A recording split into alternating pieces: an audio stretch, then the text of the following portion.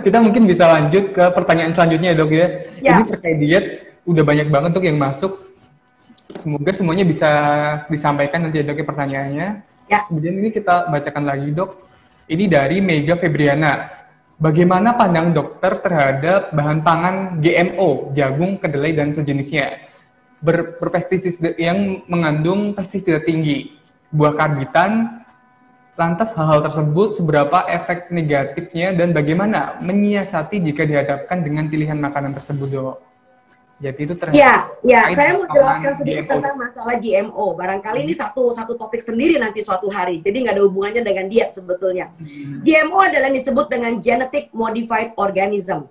Ya, nah GMO ini mempunyai perusahaan. Nah, bayangin, sebetulnya kita menghidupkan sayur dan buah itu karena anugerah alam. Tapi ada orang yang serakah nih, ada orang yang serakah, yang panennya mau sepanjang tahun. Jadi kalau perlu musim duren dari bulan Januari sampai Desember. Dia nggak ikhlas kalau musim duren itu di musim panas. Ada orang pengen makan kedelai karena permintaan kedelai di dunia tinggi. Ya, permintaan jagung tinggi. Jadi dia kalau bisa, kalau yang tadinya panen setahun 2 kali, kalau bisa setahun bisa panen 3 atau 4 kali.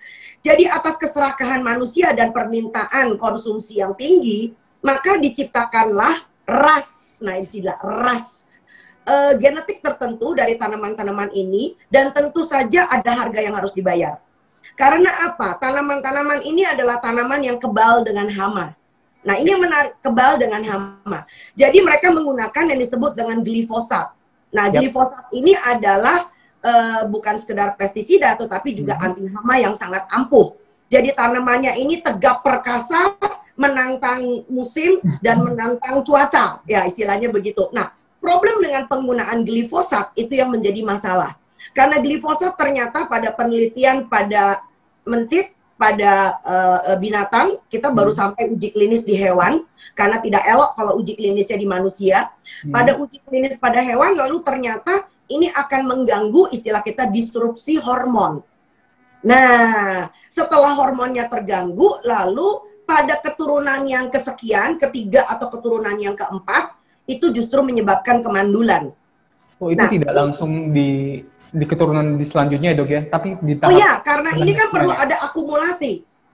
Perlu ada akumulasi. Jadi zat itu perlu ada akumulasi untuk bisa memberikan efek bagi manusia. Nah, pertanyaannya adalah, itu sebabnya kenapa di negara-negara maju ya untuk bisa mempunyai sumber pangan yang baik, maka atau kejujuran dari pertanian, maka pihak pemerintah itu memberikan stiker-stiker tertentu. Jadi itu sebabnya kenapa produk-produk yang masih dihasilkan dengan cara konvensional itu kita sebut dengan produk non-GMO. Kadang-kadang produk non-GMO memang akhirnya bisa lebih mahal karena apa? Karena tergantung musim.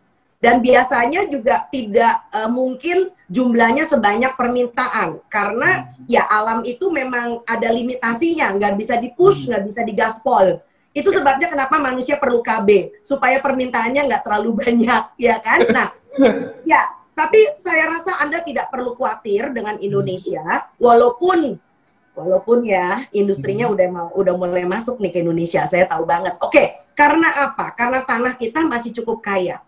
Ya, jadi tanah pertanian kita, aku berani jamin itu masih bisa menghasilkan produk di mana masyarakat kita semua bisa kebagian makan.